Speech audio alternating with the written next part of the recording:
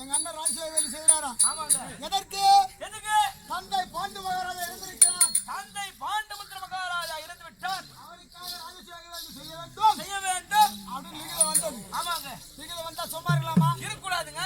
இந்திரபிரஸ்தம் செல்ல வேண்டும். அண்ணனை பார்க்க வேண்டும்.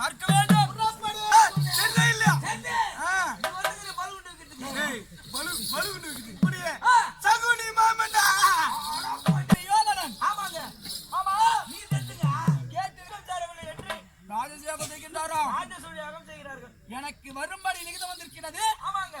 புறப்பட்டு போகலாம் அல்லவா? போகலாம். தாத்தா வர எடுத்திருக்கின்றான்.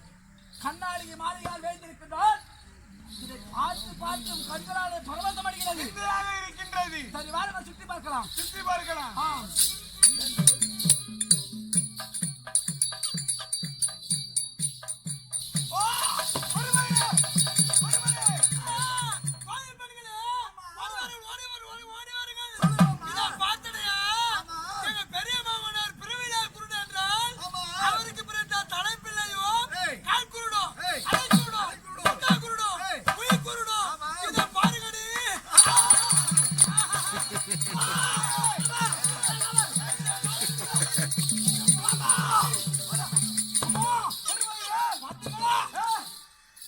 நான் கால் தவறி வீழ்ந்தவுடனே அந்த திரௌபதி என்னை பார்த்திருக்கிறார். பார்த்து கை கொண்டிருக்கிறார். கால் குருடோ அதக்குருடோ முட்டாக்குடோ என்று தோய்மார்களோட கலந்தட்டி இருக்கிறார். ஆமா, அவளை கொல்லலாம் வேண்டும்.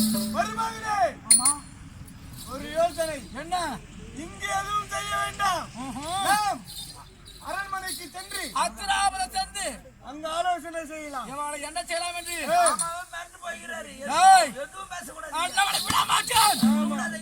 நான் வீழ்ந்ததை பார்த்திருத்தால் அல்லவா?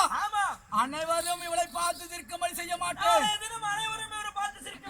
அப்படி செய்யாவிட்டால் துரியம் கிடையாது. சிறப்பாக நடந்து கொண்டிருக்கிறது. யாகத்தை துவக்க வேண்டும். ஆமாம், இருந்தாலும் யாகத்திற்கு அனைவரும் வந்திருக்கிறாரா? தாத்தா யாகம் அப்படிதான் இருந்தாலும் கட்டிக்கிறாங்களே அவளை என்ன சொல்றது? ஐயா, அவன் உத்தமையாப்பா? இல்ல, அவ பத்தினியா? கிடையாது. அப்ப அவ தேவதானப்பா? இல்லப்பா, அவர் சொல்ல சொல்லு. நீ சத்திரியன், அவனோ எடை மூடு. இந்த சத்திரங்களத்தால் அந்த எடைகளை நீ கொடுக்கலாமா? உனக்கு என்னவோ என்ன சொல்லுவாங்களா? டேய், சுடர் விட்டு தீபம் எரியுங்கிறான். ஆமாங்க. ஆனா அது சிறிது நேரத்துல அணைய போகுதுன்னு அதுக்கு தெரியாது. ஆமாங்க. அந்த மாதிரி இப்போ இவனுக்கு என்ன வேண்டும் என்ற எண்ணம் இந்த பாட்டுதான் இருக்கு. நான் உயர்ந்து போறேன், அடிவாட போறேன். சாப்பாடு எந்த நிலையில் இருக்கிறது? ரெடி ஆகிட்டே சாத்தா சாப்பாடு எந்த ஒருவருடைய உடன்பாடு தயவுதாட்சி எல்லாம் வாழ்ந்து வரேன். நீ 40-50 கடக்க முடியுமா?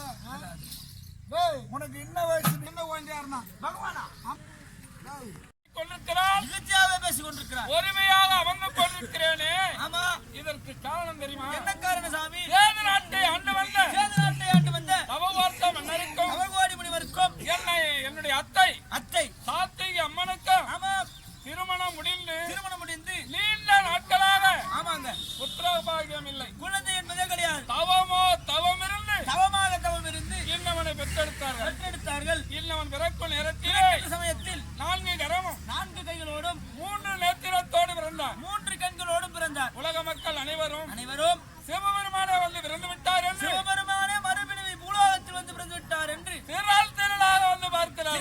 திரளாக வந்து பார்க்கின்றார். மக்களில் ஒருவனாக நானும் நீங்களும் என்னுடைய தமையன் பலராம சக்கரவர்த்தியும் அத்தையும் பிள்ளையை பார்க்கலாம் என்று இன்னவனை பார்க்கும் நேரத்திலே பார்க்கின்ற சமயத்தில் ஒரு நேத்திரமும் 1 கண்ணும் 2 கரமும் மறைந்து விட்டது. அப்போது என்னுடைய அத்தையானது சாத்திகை அம்மன் கண்ணா, என்னுடைய மகனுக்கு அழுவு என்றால் உன்னுடைய கரத்தினால் தான் அழுவு ஏற்படும். அழுவானது ஏற்படும்.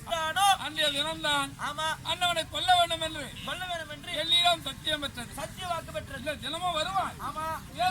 ஏசுவா சென்று விடுவார். ஆனால் இன்றைய தினம் அண்ணவன் செய்த பிழையோ 100க்கு மேலாகிவிட்டது. 100க்கும் மேலாகிவிட்டது. இதுக்கு மேல என்னவனா விடக்கூடாதுங்க.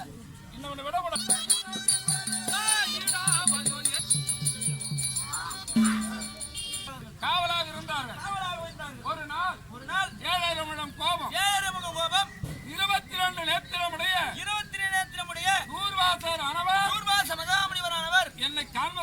வந்திருக்கிறார். உங்களை காண வந்திருக்கிறார். அன்னவரை பார்க்க விடாமல் அன்னவர்கள் தடுத்ததினால் கோபம் பிறந்த தூர்வாசர் நரகப் பேய்களாக போக வேண்டும். கொடுத்த சாபம் கொடுத்ததுவே அல்லது 3 ஜனனம் வேண்டுமா என்று 3 பிரிவு வேணுமா அல்லது காமதி வந்து சேரலாம். 3 பிறவி எடுத்து எனக்கு